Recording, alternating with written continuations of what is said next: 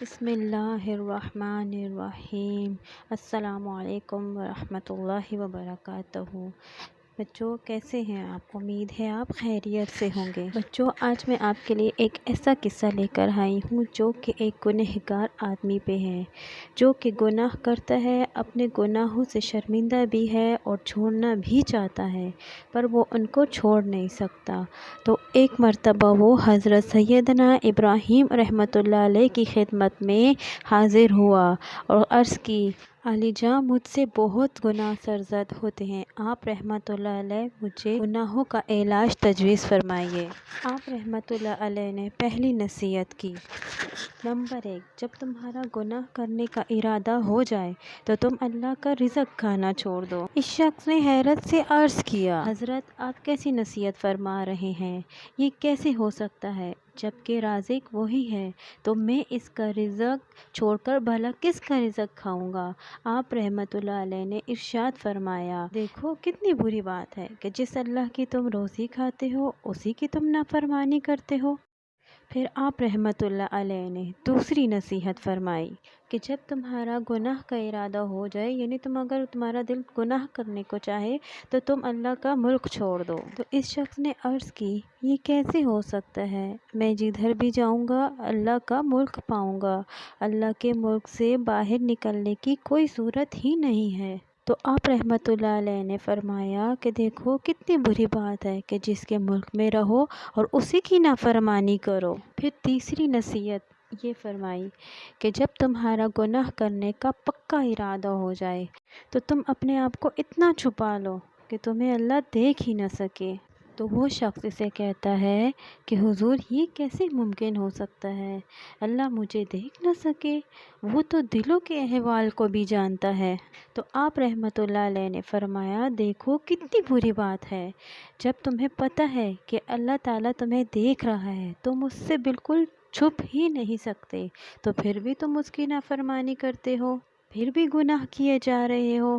چوتھی نصیحت یہ ارشاد فرمائی، جب ملک الموت یعنی عزرائیل علیہ السلام تمہاری روح قبض کرنے کے لیے تشریف لائیں تو ان سے کہہ دینا کہ تھوڑی سی مہلت دیجیے، میں توبہ کر لیتا ہوں۔ تو وہ شخص انہیں کہتا ہے، حضور یہ میری اوقات اور میری سنے کون؟ موت کا وقت تو مقرر ہے، مجھے ایک لمحہ بھی مہلت نہیں مل سکے گی، فوراً میری روح قبض کر لی جائے گی۔ آپ رحمۃ اللہ علیہ نے فرمایا، جب تم یہ جانتے ہو کہ میں بے اختیار ہوں، میرے بس میں ہی نہیں ہے کہ میں اپنے لیے تھوڑی سی مہلت بھی مانگ لوں اور توبہ کی مہلت حاصل نہیں کر سکتے، تو فی الحال جو وقت تمہارے پاس ہے اسی کو غنیمت جانتے ہوئے ملک الموت یعنی حضرت عزرائیل علیہ السلام کی تشریف آوری سے پہلے توبہ کیوں نہیں کر لیتے؟ پھر آپ رحمۃ اللہ علیہ نے اسے پانچویں نصیحت فرمائی، جب تمہاری موت واقع ہو جائے اور جب قبر میں منکر نکیر تشریف لائیں تو ان کو قبر سے ہٹا دینا۔ بچوں آپ جانتے ہو منکر نکیر کیا ہوتے ہیں؟ منکر نکیر وہ فرشتے ہوتے ہیں جو ہم سے حساب و کتاب لیں گے۔ تو یہ شخص انہیں کہتا ہے، حضور یہ آپ کیا فرما رہے ہیں؟ میں انہیں کیسے ہٹا سکوں گا؟ مجھ میں اتنی طاقت کہاں؟ آپ رحمۃ اللہ علیہ نے فرمایا، جب تم نکیر کو ہٹا نہیں سکتے تو ان کے سوالات کے جوابات دینے کی تیاری ابھی سے شروع کیوں نہیں کر دیتے؟ چھٹی اور آخری نصیحت کرتے ہوئے آپ رحمۃ اللہ علیہ نے ارشاد فرمایا، اگر قیامت کے دن تمہیں جہنم کا حکم سنایا جائے تو کہہ دینا میں نہیں جاتا۔ اس نے عرض کی، حضور وہاں تو گھسیٹ کر دوزخ میں ڈال دیا جائے گا۔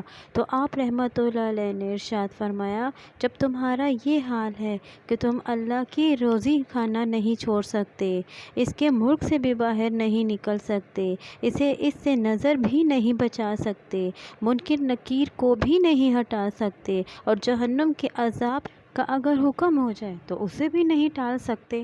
اس شخص نے سیدنا ابراہیم رحمۃ اللہ علیہ کی تجویز کردہ گناہوں کے علاج نے ان 6 نصیحتوں کا بہت بڑا اثر ڈالا، یعنی ان کو جو انہوں نے نصیحت کی تھی اس کے اوپر بہت بڑا اثر ہوا اور وہ زاروں قطار رونے لگا۔ اسی وقت اس نے اپنے تمام گناہوں سے سچی توبہ کر لی، مرتے دم تک توبہ پر قائم رہا۔ تو بچوں ہمیں ان 6 نصیحتوں کو اپنے دل و دماغ میں بٹھا لینا چاہیے۔ جب ہمارا हमारा दिल किसी गुनाह की तरफ राग़िब हो या हमारा नफ्स हमें गुनाह की तरफ बुलाए तो हमें इनकी बात नहीं सुननी, क्योंकि बच्चों हमारे दो दुश्मन हैं, एक शैतान और एक नफ्स। ये दोनों आपस में दोस्त हैं, तो हमें इन दोनों की दोस्ती को तोड़ना है। यानी कि नफ्स हमारा अंदरूनी दुश्मन और शैतान हमारा बैरूनी दुश्मन है। तो हमें इन दोनों दुश्मनों से बचना है और हमसे जो गुनाह सरज़द हुए हैं, यानी जो गुनाह हमसे हो गए हैं, उनसे तौबा करनी है और हमें आइंदा आने वाले वक्त में गुनाहों से बाज रहना है, यानी हमें गुनाहों से बचना है। ठीक है बच्चों।